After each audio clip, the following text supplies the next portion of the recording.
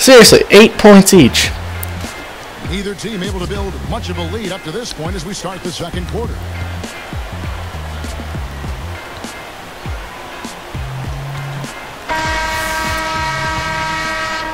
Here's Del Negro looking for his first bucket of the game. Malone is out there with Keith. Then there's Foster. Then there's John Stockton. And it's Hornacek in at the 2 spot. That's the group for Utah getting going here in the second. Gets it to go. I tell you what, you watch this guy put it in the basket, and his scoring ability can just astound you at times. Stockton teams up with Malone on the pick and roll. And Malone backing in. Fades and shoots. That's a slick inside move from the mailman. Karl Malone scoring now on consecutive trips. He's getting it going. Well, you look at Karl Malone out there. He's just so strong with the ball in his hands. And scoring was just so easy for him. Backing him down is Duncan. Duncan commits the charge. Yeah, that's right.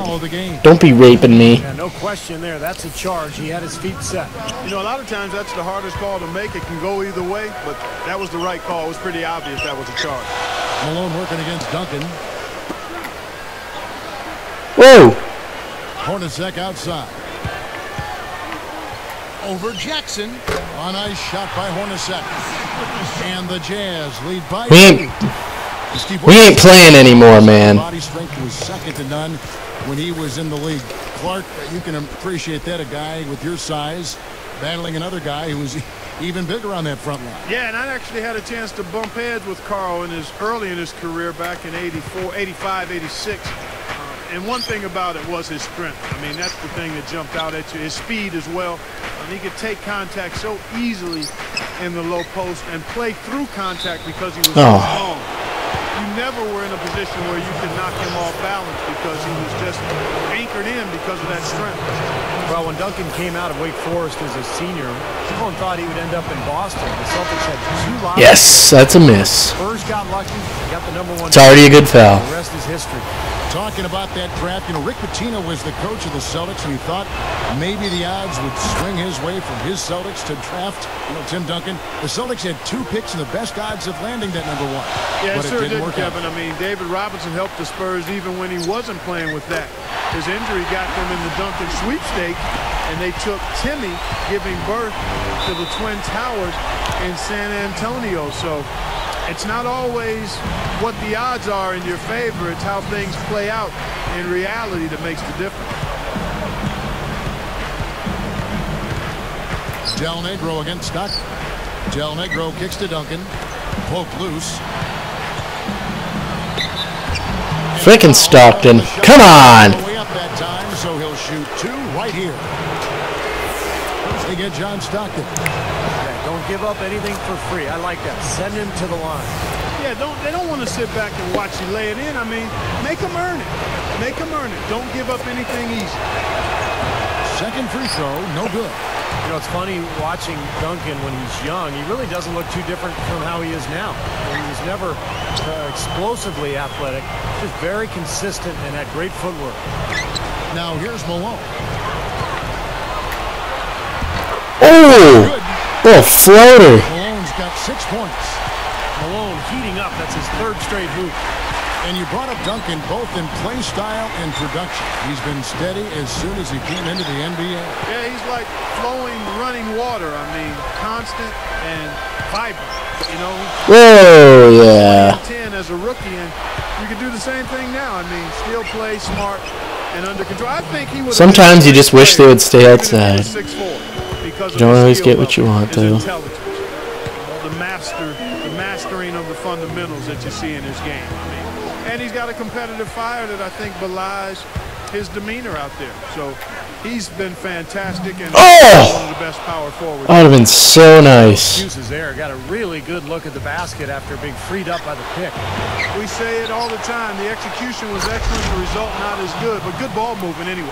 That was his rebound all the way, no doubt about it. And Clark, once he got it, he give it to the mailman. What to do with it. Yep, Run, mailman. Pull it down hard. He's guarded by Purdue. A 10-footer. Malone, good. I held that forever. This this is trouble now. A fourth straight bucket for the mailman. He's getting it done. Hornacek. Oh! That'll be his second foul of the game. And one more foul, they'll be over the limit. You certainly don't want to do that. I mean, you don't want to give away free throws the rest of the quarter. Looking at who's out there now for the Spurs. Robinson's checked in for Purdue. Person comes in for Tim Duncan. And it's Johnson in for Del Negro. Robinson backs down. They're moving the ball. Robinson finishes in heavy. Stupid Robinson. You know, you look at David Robinson, and he was only 6'7" when he entered the Navy. But he kept growing and growing, eventually over 7 feet tall, and one of the most athletic 7-footers ever. Fade away, and there's another. Woo! Hornacek. I like the job they're doing. A much better job of getting him involved in the offense here in the second quarter. Spurs trail by. Oh my God, reaching. Talking about David Robinson's height, he was. Might as well just give away 3 points. At the Naval and 7 foot Clark when he left. Yeah, you know what, Kevin? It's really odd, but the Navy would not have accepted him if he was 6'9" when he enrolled at the academy. The cutoff is 6'8", or it was at that time, so it worked out for him. And again, a unique story in that he added a couple of inches after enrolling in the Naval Academy. Here's Malone. How do you miss a freaking layup? We'll take it the other way. Solid advantage of the rebounding totals for them so far here. Oh my God. Every little advantage you can use helps, and they're certainly enjoying one on the glass here. Stockton from outside. Gets it to go. Stockton's got 5. And they answer right back with that 3. It's a good old shootout. That was a nice 3. Pull us back. Stockton Johnson. Oh my God. I jumped so late. David Robinson dropping in his second straight hoop there.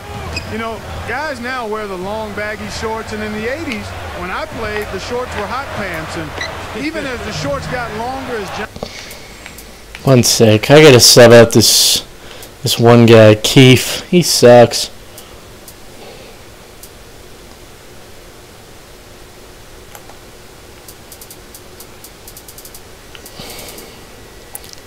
I want a good shooter that I could put in.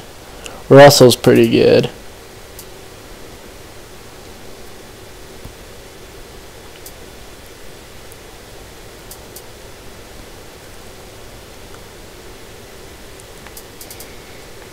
Let's put in Russell.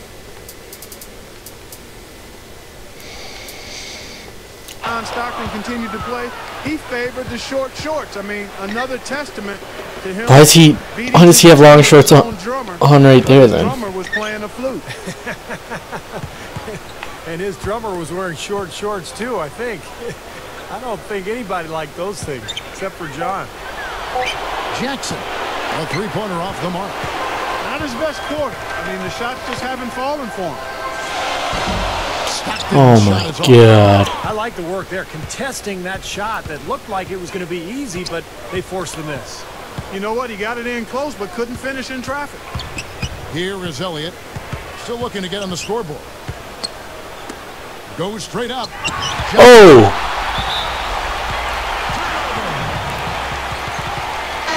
That was a sick block. He was up, and then he kind of reached his hand back. Williams, he's checked in for Elliott. And it's Del Negro in for Jackson. Clock management. This is where, Steve, they can get a 2-for-1. Yeah, I think it makes sense. As long as the first one's a good one, and now you play D, you get the ball back, one more shot. Buries it from 14. There we go. Malone's got 8 points here in this quarter. He's been so solid. You've got to keep him out there on the floor, really doing a nice job for the offense. Hornacek against Del Negro. He feeds it to Robinson. Shoots over Malone. Nice. 2-for-1. Here we go. Antonio. And here comes Stockton. From deep. Oh my God, Stockton. Come on. It's such a good chance. He was playing so far off you. Gotta hit those, man. Gotta hit those.